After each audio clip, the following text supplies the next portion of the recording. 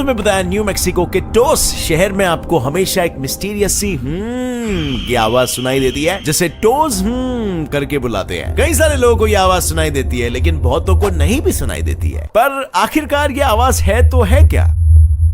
तो काफी सारे क्रिएटिव लोग तो आपको पता है ना, कहते हैं ये एलियंस का सिग्नल है जो वो हमें सेंड कर रहे हैं। और कई सारे लोग कहते हैं ये कोई इलेक्ट्रोमैग्नेटिक रेडिएशन की आवाज है जो सिर्फ कुछ ही लोग को सुनाई देती है। जिन्होंने भी ये आवाज सुनी है उनका कहना है ये आवाज काफी इरिटेटिंग और डिप्रेसिंग है। और अब ऑफ कोर्स वैज्ञानिकों ने इसके पीछे का राज जानने की कोशिश की है, पर आज तक इसके राज से पर्दाफाश नहीं हो पाया।